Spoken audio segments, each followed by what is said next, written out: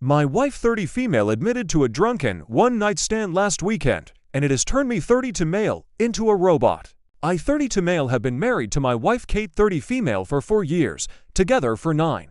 Our relationship has been amazing, loving, and supportive.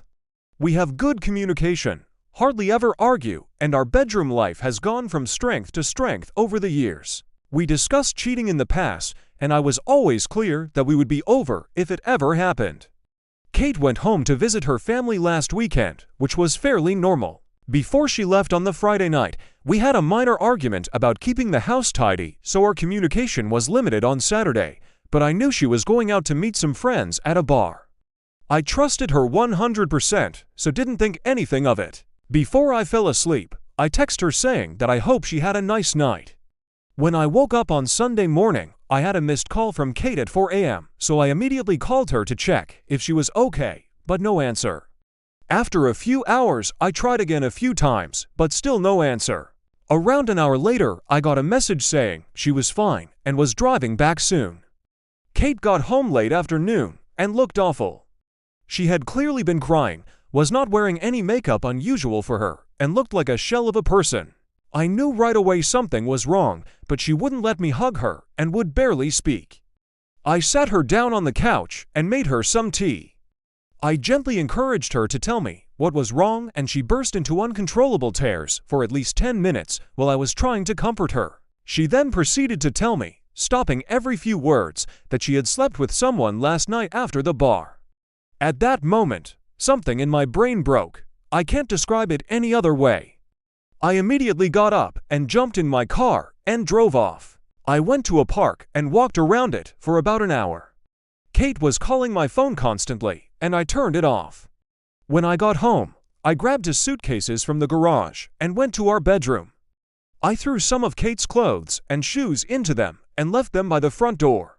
Kate was lying on the floor in the living room, curled up into a ball sobbing. I called her best friend who lives nearby and told her that Kate needed a place to stay and a ride to her place, and that Kate could explain everything to her later. I told Kate I was leaving for an hour and that her friend was coming to pick her up. She grabbed on to my legs, trying to stop me from leaving. When I returned home again, Kate was gone, and so were the cases. On Monday, with a clearer head, I answered one of Kate's many calls and told her that I needed her to send me an email with as much details as possible of that night, and if she leaves anything out, there will be no hope of reconciliation. I received this email on Monday night, but still haven't opened it. Since then, everyone has been trying to contact me, but I have just been working, exercising, and sleeping. I have also been speaking to divorce lawyers, have moved money into separate accounts, and blocked Kate and all of her friends on everything. Everything I have done since I found out seems like I have been on autopilot. I don't feel angry, upset, or overly emotional, just numb. Kate posted a note through the door yesterday asking me to meet tomorrow, but I'm conflicted. Should I meet her? Will it change anything? Is there any point in trying to reconcile? Is it normal to feel like a robot, and how do I snap out of this? Update of how my wife admitted to having a drunken one-night stand last week and how it has turned me into a robot. I decided to meet with Kate but not read the email. Kate came to the house yesterday, and when I opened the door, she looked terrible. She tried to hug me and started mumbling apologies, but I stopped her and we sat down to talk. I started by telling Kate that I would be recording the audio of the conversation, and she agreed. I then asked her to explain what happened and told her that I haven't read the email she sent.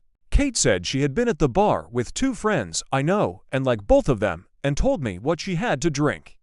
I was surprised at how little she drank because it was the same amount we would normally drink when going for dinner, a few glasses of wine and a cocktail. She admitted she was only slightly tipsy. One of her friends, Sarah, has a younger brother, Max, 27 male, who came to pick them up around midnight.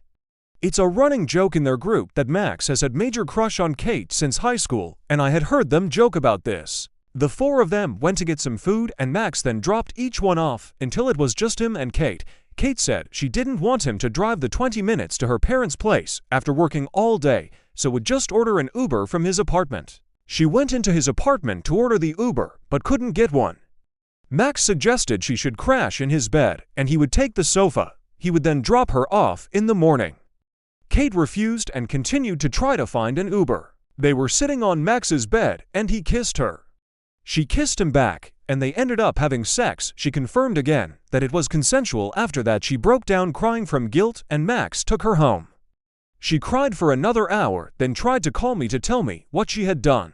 We had to stop a number of times because Kate kept breaking down and crying hysterically. She told me it was a huge mistake. She got caught up in the moment. It was terrible. She only loves me, blah blah blah.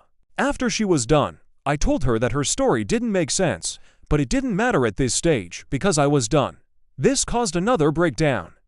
I told her I was going to continue with the divorce preparations, but for the next month we would be separated with no contact. I also told her that we would both remain faithful, would get a full STD panel, and she would tell our mutual friends and family what happened. If she sticks to these conditions, I would be willing to meet again to see if there was any way forward other than divorce. She enthusiastically agreed to this, but made it clear that she did not expect me to stay faithful to her. I know many of you will criticize this decision, but I need to be sure that divorce is the right option after I have had time to process everything that has happened. I am still 99% sure that is where we are heading, but I need to be 100% certain. What do you think about the whole situation? How would you have handled it? Let me know down in the comments and subscribe with notifications on for more videos like this.